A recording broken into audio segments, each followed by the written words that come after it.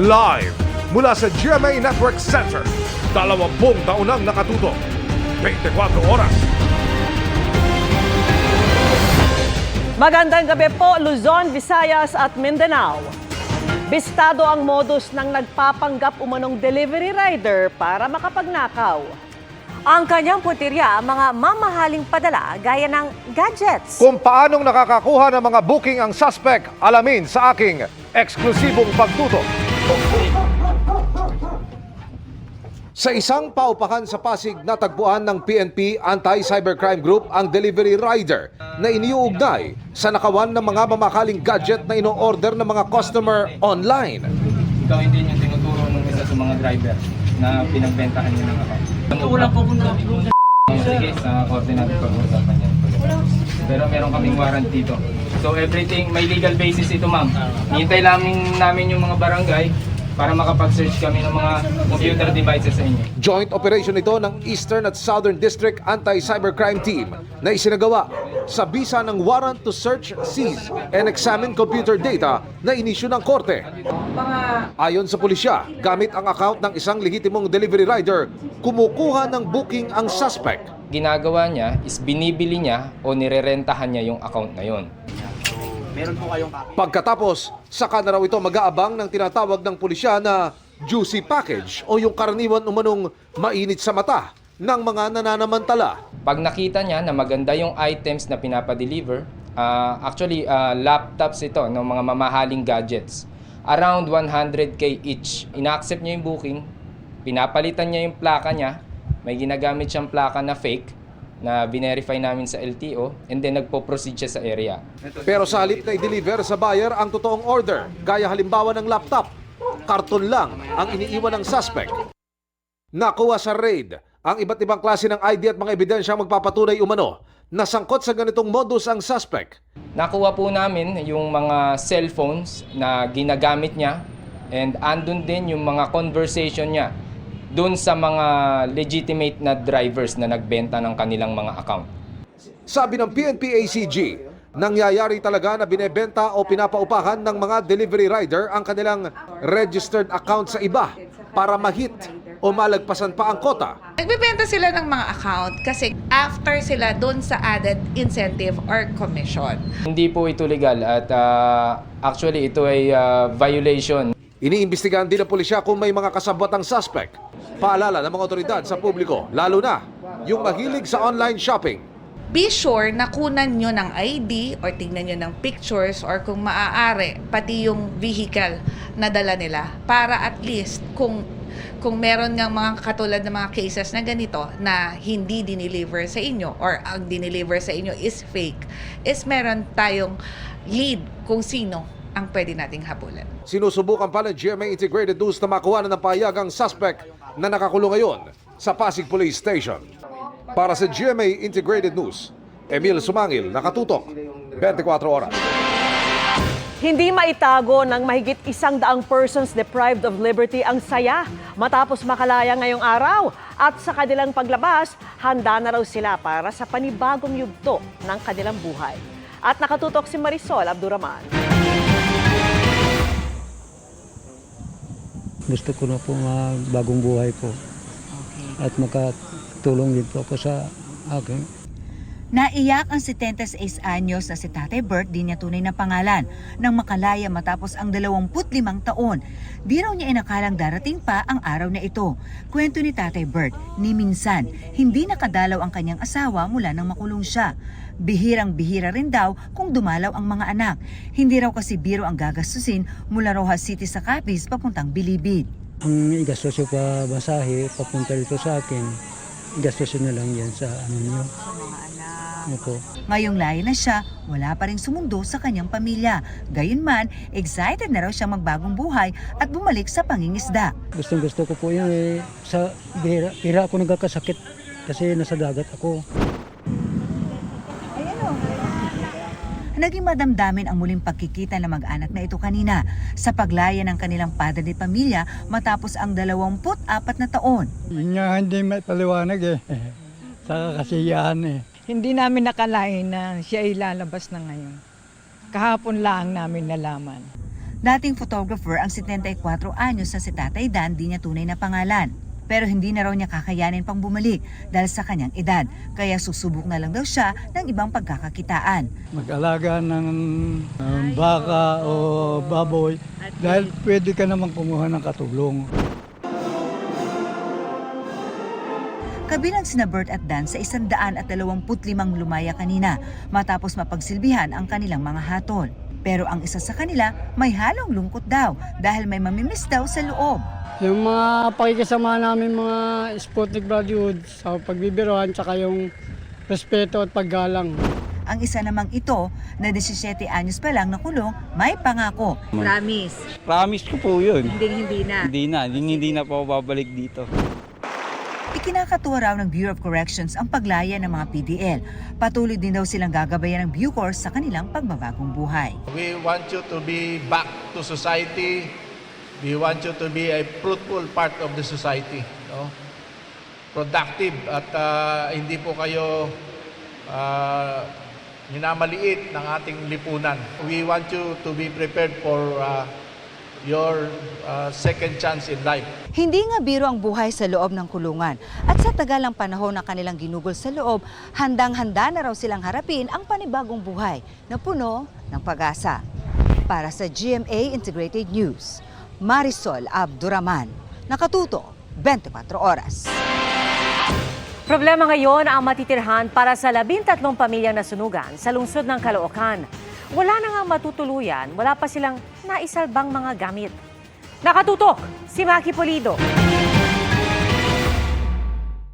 13 pamilya ang nawala ng tirahan matapos matupok ng apoy ang 7 bahay sa Barangay 67, Caloocan City bago mag-alas 10 ng umaga kanina. Walang nasawi o nasaktan pero walang naisalba ni isang gamit ang mga residente. Sobrang bilis po ng pangyayari. Puro kahoy po kasi yun nandun. Kaya bigla na pong lumiyab. Umabot sa second alarm o humingi na ng tulong sa mga kalapit na fire station ng Caloocan BFP dahil magkakadikit ang mga bahay kaya't madaling kakalat ng apoy. Medyo nahirapan lang kami sa mga nakaparadang mga sasakyan. Hindi kasya yung mga truck. Hindi naman naapektuhan yung response time. Inaalam pa ng Bureau of Fire Protection ang sanhi ng sunog. Magbibigay naman daw ng tulong ang Caloocan LGU sa mga nasunugan tulad ng evacuation center, makakain at pinansyal na tulong.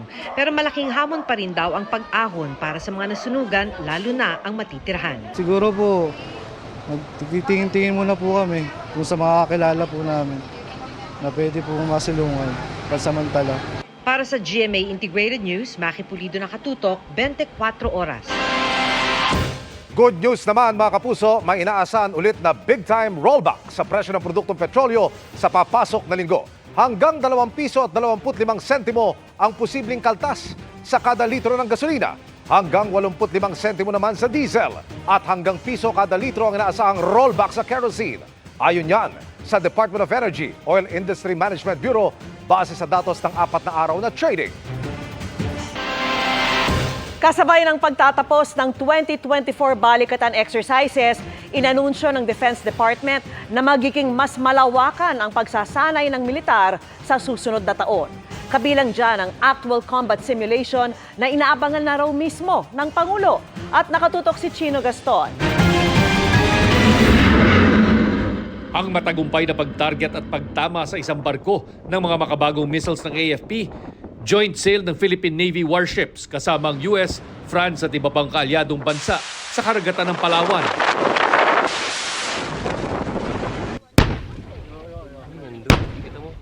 At ang iba pang joint military exercise ng mga sundalo at armas ng US at Pilipinas sa 2024 balikatan exercises. Lahat yan, pagpapakita raw ng kahandaan ng dalawang bansa na harapin ang anumang panlabas na banta. Ang susunod na balikatan, inaasahang tampok ang isang actual combat simulation gaya ng pag-atake ng isang kalaban sa Pilipinas at ang pagtugon dito ng pinagsanib na puwersa ng mga Amerikano at Pilipino. Inaabangan na daw ito ni Pangulong Marcos ayon kay Defense Secretary Gilberto Teodoro Jr. He looks forward to next year's exercise, which will be I believe the full battle simulation, which will put to the test the combined capabilities in the most realistic of scenarios possible, with safety in mind. I believe that next year's exercise would be more complex, and I was told that starting this afternoon, they will already start the planning process for next year's Balikatan exercise. May patikim tungkol dyan ang mga pinuno ng puwersa ng Pilipinas at Amerika. I think it's safe to say that we'll look to improve and continue the great momentum we have in increasing lethality by sensing the battle space and employing long-range fires. And I think we will also, as part of the full battle test, we will look to increase our interoperability that's ready to go, time now, and ready to handle any adversary that is foolish enough to challenge our shores or our democratic way of life. Pinahihinto ng China ang Pilipinas sa pagiging anilay provocative o mapanghamon. Sagot yan ng China sa pahayag ni National Security Advisor Eduardo Año Jr. na pagpapanagot sa Chinese Embassy bunsod ng paglalabas ng mga kaduda-dudang transcript ng umano'y phone recordings. Hayaan daw sana ng Pilipinas ang mga opisyal ng Chinese Embassy na gampanan ang kanilang trabaho. Panawagan pa ng Chinese Foreign Ministry sa Pilipinas, itigil ang pagtanggi sa anilay facts o katotohanan o paggawa ng mahakbang na mas makakasamaan nila sa Pilipinas. Tila humihinaan nila ang Pilipinas kapag iniharap ang katotohanan at ebidensya at wala na rin daw saysay ang ipinupunto ng bansa.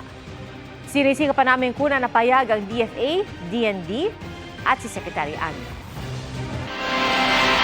Naghain ng reklamo laban sa mga nagpapatakbo ng Pogo Scam Hub sa Pasay. Ang mga biktimang nakaligtas doon ng salakay noong 2023. Gumugulong na rin ang investigasyon kay Bamban Tarlac Mayor Alice Guo at iba pang opisyal na iniugnay sa nabistong Pogo Hub sa bayan. Nakatutok si Salima Refran.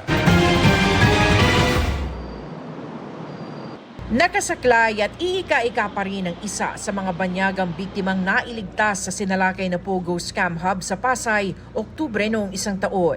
Kasama ang iba pang Chinese Pogo workers, nagpunta sila sa Department of Justice para maghain ng reklamong forced labor o slavery na paglabag sa Anti-Human Trafficking in Persons Law laban sa pituring Chinese na nagpapatakbo ng smart web technology.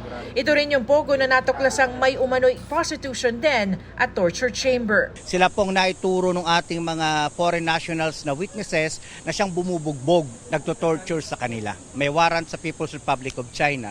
Pero syempre, uunahin po muna natin na matapos yung kanilang asunto dito sa Pilipinas bago natin sila surrender sa China. 19 na mga Chinese at Pinoy ang kasama ring inireklamo para sa kanilang papel sa trafficking, fraud at paglabag sa anti-dummy law. Sila ang mga middle managers, team leaders, hanggang sa board members at incorporators ng Pogo. Yung kasing mga incorporators natin, all Filipino, so we suspected that they were just dummies. Kasi ang nandun sa loob ng Nasdaq, puro Chinese national, puro foreigners. So they use themselves to become a dummy to hide the illegal operation inside. Gumugulong na rin ang investigasyon ng Presidential Anti-Organized Crime Commission o PAOC kay Bamban Tarlac Mayor Alice Guo at iba pang opisyal ng lokal na pamahalaan kaugnay sa Zunyu 1 Technology na ni-raid noong Marso. Sabi nung DILG officer na umattend po doon na meron silang nakitang posibilidad ng administrative malfeasance and criminal liability di umano sa mga local government officials ng Bamban. Natanggap na raw ni PAOC Chairman at Executive Secretary Lucas Bersamin ang investigasyon ng Department of Interior and Local Government. It is within his power as Executive Secretary acting on the authority of the President to preventively suspend any local government official pending investigation or may ongoing investigation or kung may mga kasong na isampa laban sa kung sino mga local government officials. Kinukuha pa ng GMA Integrated News ang panig ni Mayor Guo. Para sa GMA Integrated News, Salima Refran, nakatutok 24 oras. Ipinatigil muna ang strip at cavity search sa New Bilibid Prison kasunod ng inireklamong hindi umano makataong body search sa ilang dalaw. Pero paglilinaw po ng Bucor, mananatiling mahigpit ang security check. Nakatutok si Marisol Abduraman. Simula ngayong araw, ipinahinto ni Bureau of Corrections Director General Gregorio Catapang Jr. ang strip at cavity search sa mga dalaw ng mga nakakulong sa New Bilibid Prison. Ang utos ay inilabas kasunod ng reklamo ng ilang asawa ng mga nakakulong hinggil sa di umano'y labis at hindi na makataong body search sa mga dalaw. Ayon sa inilabas na memo ngayong hapon, sinabi ni Katapang na tigil muna ito habang isinasagawa ang review sa procedure ng Bucor sa strip at cavity inspection. Kasama nga raw rito ang simulation na kanilang gagawin kasama ang Commission on Human Rights o CHR. Gusto namin ngayon i-simulate ulit kung ano yung nangyari, and then based on that, the CHR with their presence can make comment. Ito, mali ito. Welcome naman daw sa kanila kung anuman ang magiging obserbasyon at panukala ng CHR sa kanila. Pinaiimbestigahan na rin daw ang sumbong ng ilang misis. Kasi I was not there, you were not there. No? What was ano ba nangyari? They should, siyempre of course, they should file a sworn statement na ito yung ginawa sa kanila. Nirelieve na rin daw ang ilang tauhan ng Bucor. Relief kasi they will have to be investigated. And then of course, we want to see the protocol. Nilinaw ni Katapang na bahagi talaga ng kanilang security check ang strip search lalo't marami na raw silang nahuhuli na nagtatangkang magpuslit ng mga kontrabando. Dati nang sinabi ni Katapang na walang full body scanners, ngayon ang bilibid. 30 ang namin nahuli na papasok ng contraband starting last year and up to March pa lang yun. Ang highlight pa nga niyan maniwala kayo sa hindi, may tabako na, may cellphone pa, may charger pa, may hearing aid pa. Pero sabi ni Katapang, no touch dapat sa strip search. Nilinaw ng Bucor na bagamat hinto muna ang strip at cavity search, mananatili pa rin mahigpit ang kanilang security check. Para sa GMA Integrated News, Marisol Abduraman, nakatuto 24 oras. Kakibat ng mga proyekto sa Manila Bay ang maaring maging epekto sa mga nasa paligid nito. Kabilang po yan sa mga target tugunan ng pinaplanong pagbuo ng Manila Bay Development Authority. Nakatuto si Tina Panginiban Perez. Ininspeksyon kanina ng House Committee on Government Enterprises and Privatization ang Manila Bay. Kaugnay ito ng inihaing panukala para buuhin ang Manila Bay Development Authority. Kasama sa magiging tungkulin ng ipinapanukalang tanggapan ang pagbantay sa mga proyekto sa Manila Bay at pagtiyak na hindi makasisira sa kalikasan ang mga ito. Meron tayong mandamus sa order sa Supreme Court na kailangan linisin lahat ng waterway at yung Manila Bay natin. Lahat ng waterway ng Metro Manila dito dumadaan dito. Walang specific na authority na nag-aasikaso talaga kung sino talaga yung merong responsible for this. Ayon kay Olivares, mahigit 140 ang mga lokal na pamahalaang nakapaligid sa Manila Bay. Kanya-kanyang proyekto raw ang mga ito. Sa ipinapanukalang Manila Bay Development Authority, magkakaroon ng master plan para sa Manila Bay. Kasama sa mga kinukonsiderang kapangyarihan ng tanggapan ang magkansela ng proyekto at maglipat sa mga informal settlers na nasa Manila Bay. Suportado naman ng ilang miyembro ng komite ang panukala. We are from the coastal areas po ng Pampanga and kami po talaga yung nababaha at naapektuhan every rainy season. So it's vitally important po sa amin na maalagaan po yung Manila Bay dahil dito po ilabasan ng tubig lang buong Central Luzon. Target ng komite na aprubahan ng mga panukala para sa Manila Bay Development Authority pagkatapos ng State of the Nation address sa Hulyo. Naniniwala rin si Olivares na dapat manatili ang Dolomite Beach sa Rojas Boulevard. Maganda naman siya. Yung mga turista natin nagpupunta doon. Yung ating mga local tourists nagpupunta doon. Kaya i-maintain, kept natin. Well kept. Para sa GMA Integrated News, Tina Panganiban Perez, nakatuto 24 oras. At chika minute na po mga kapuso at ang maghahatid ng latest sa showbiz happenings, walang iba kundi si Miss Universe Philippines 2020 at Sparkle Star Ravia Mateo. Ravia. Madamo nga salamat Miss Vicky. Happy Friday, chikahan mga kapuso! Kwento ng katatagan at inspirasyon ang aabangan this coming Mother's Day sa isang espesyal na series hosted by none other than Tito Boy Abunda. Ichichika sa atin yan ni Nelson Canlas. In time for Mother's Day celebration, mapapanood ang limited talk series na My Mother, My Story. Hosted by Boy Abunda, ipapakita sa serye ang ilang koleksyon ng kwento ng buhay ng mga ina sa mata ng kanyang anak. You have two separate individuals and then merong pagtatagpo yung kwento. Nagtagpo ang anak at ang ina. Doon sa intersection na yon, paano yung kanyang mga karanasan, paano yung kanyang pagpapalaki doon sa kanyang anak, nakatulong o hindi nakatulong sa pag-shape ng batang ito.